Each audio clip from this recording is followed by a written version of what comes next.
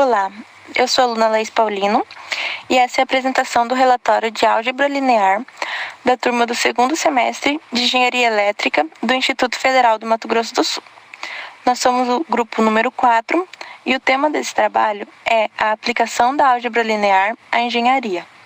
Os alunos responsáveis são Daniel Rodrigo Tomazin, Laís Marina de Oliveira Paulino, Luciano Batista da Conceição, Luiz Fernando Brandão de Moraes, Mariana Nakada, João da Silva Júnior e Tiago Assis Bruno, com o professor Anderson Martins Correia. Esse relatório foi produzido a partir de compartilhamentos de ideias em grupo e da análise de fontes pesquisadas. O objetivo é mostrar para os alunos sobre a importância da aplicação da álgebra linear nos cursos de engenharia. Nesse caso específico, nós vamos falar sobre duas aplicações. Uma das aplicações da álgebra linear na engenharia civil é em projetos de estruturas metálicas, onde o cálculo das forças entre vigas exige a solução de um sistema de equações lineares. Quanto mais complexa for esta estrutura, maior será o número de equações e de variáveis envolvidas no sistema. O deslocamento dos andares de um edifício devido a um terremoto é mais uma aplicação da álgebra linear na engenharia civil. O terremoto é a consequência do deslocamento das placas tectônicas que causa um movimento brusco e repentino no terreno. Porém, devido às tecnologias utilizadas nos edifícios, essas ocorrências não trazem tantos prejuízos. Porém, dependendo da escala deste terremoto, as consequências podem ser graves. A aplicação da álgebra linear faz muita diferença neste momento, que é feito o cálculo para que a estrutura seja forte o suficiente para evitar as perdas materiais e de vidas. Bom, a primeira aplicação que vamos abordar é o projeto de estrutura metálica. Primeiramente, o que é uma estrutura? Uma estrutura é a armação, ou mais precisamente, a armadura responsável por manter a forma e formação na sustentação de um ou mais determinado trabalho de engenharia, dos diversos ramos e sub-ramos e atividade dessa ciência. Na arquitetura da construção civil, as estruturas de construção podem ser feitas com ou em concreto armado e metal em forma de treliças ou gaiolas, que são estruturas feitas por 5 ou mais unidades triangulares construídas com elementos retos, em que as extremidades são ligadas em pontos conhecidos como nós. E ela pode ter várias classificações, como a treliça simples, quando é uma estrutura que os elementos se encontram no mesmo plano.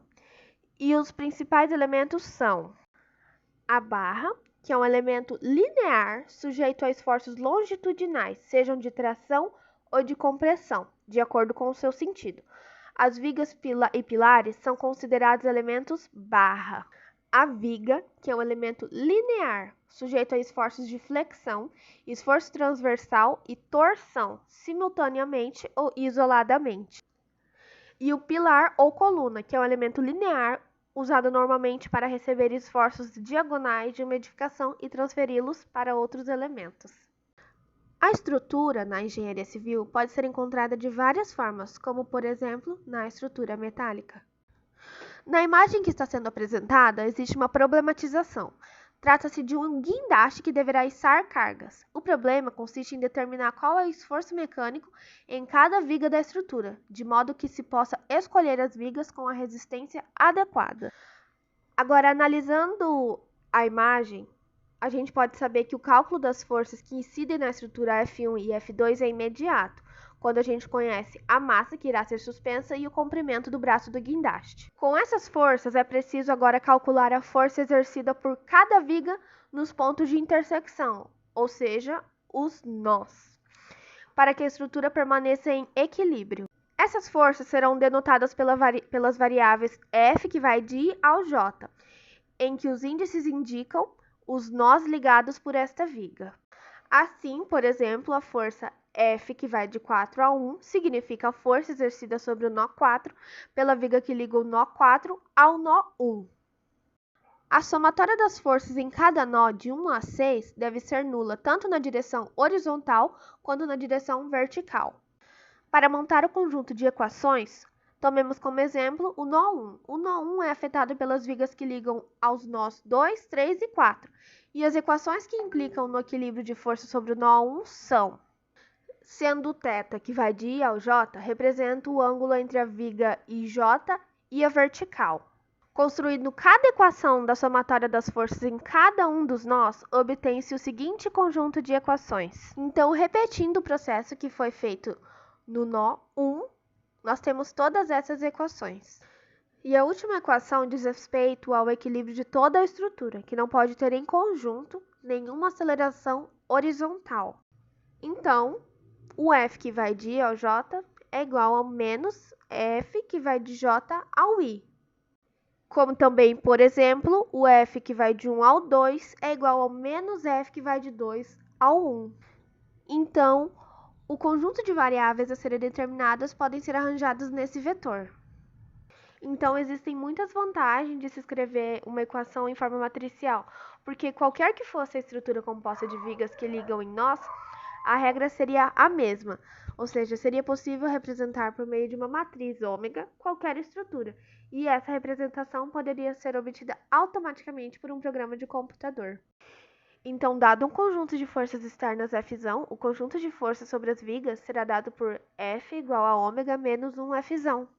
Então, note-se que a matriz ômega deve ser invertível para que o problema tenha solução. E se ela não for invertível, quer dizer que a estrutura correspondente não é capaz de se manter em pé e ela tem que ser trocada.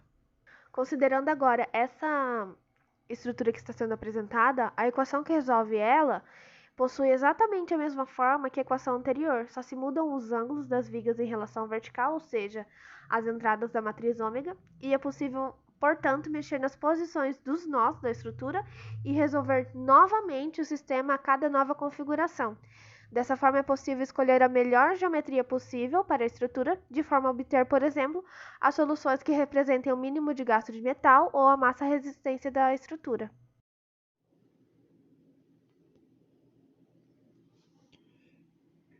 Dando continuidade ao assunto, falarei a seguir sobre os deslocamentos dos andares de um edifício devido a um terremoto. Primeiramente, temos que destacar quais os efeitos de um terremoto dentro de uma estrutura da engenharia civil. O terremoto é a consequência do deslocamento das placas tectônicas que causam um movimento brusco e repentino no terreno. Porém, esta ocorrência da natureza não pode ser evitada. Ao passo que, com o passar dos anos, a matemática, assim como outras ciências, passaram a desenvolver formas de amenizar esses prejuízos, tão como a álgebra, que auxilia nesses estudos.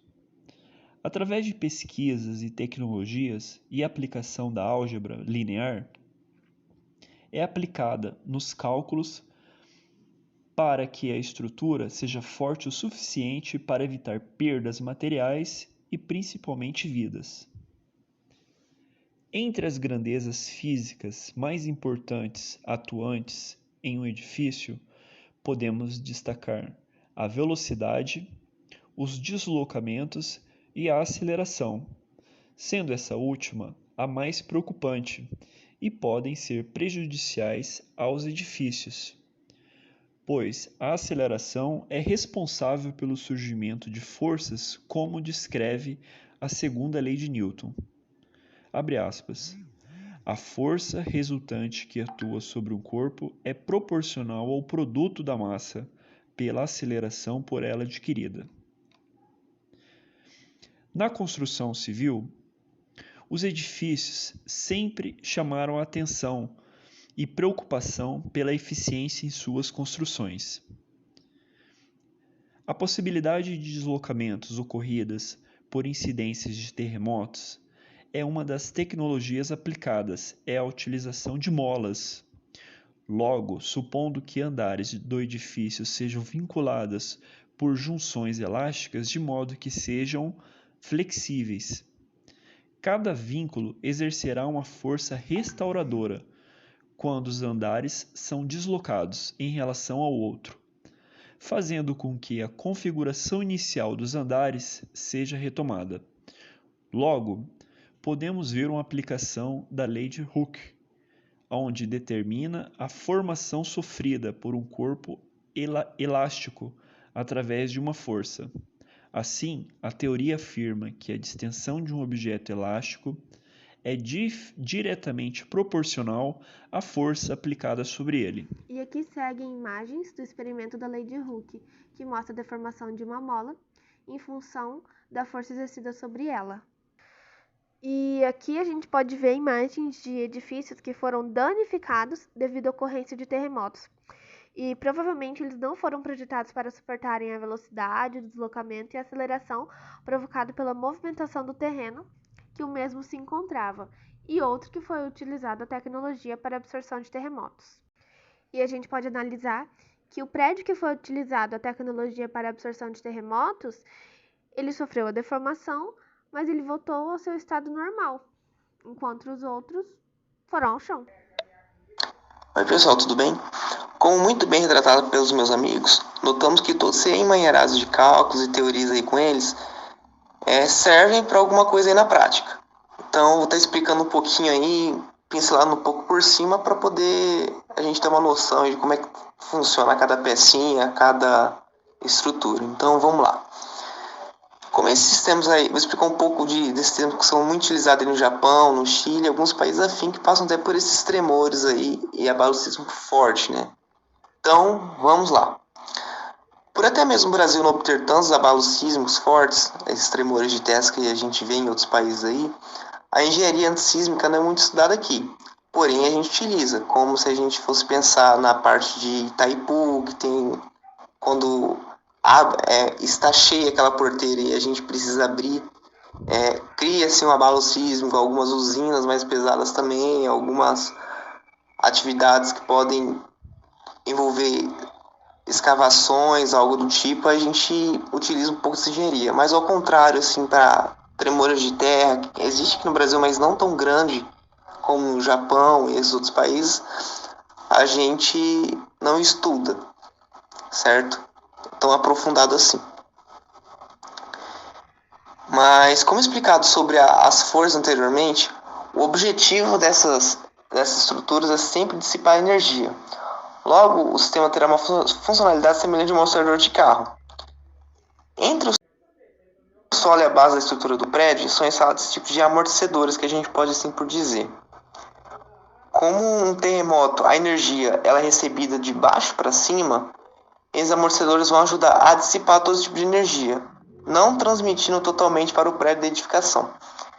Se a gente for ver por uma imagem, é tipo uma mola mesmo de carro, e a partir do momento que ela começa esse tremor, ela tem a movimentação na base dela, certo? Parece que fica fixa ali na frente, fica trabalhando só ali a base, só que está a estrutura toda se movimentando ali. E essa movimentação que a gente funciona quando a gente vai vir de um lado para o outro, para frente e para trás, ela ajuda a dissipar um pouco mais a nossa energia do prédio.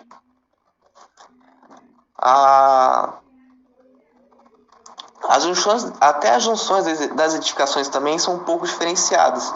O material ele permite a gente ser menos rígidos e seja mais volátil a gente trabalhar com movimentos mais bruscos. O que significa? Toda edificação, todo prédio, ele está em constante movimento, certo? Pela engenharia civil, e tudo aquilo que trabalha com material, certo? Aquelas mecânicas, sempre vai estar em constante movimento.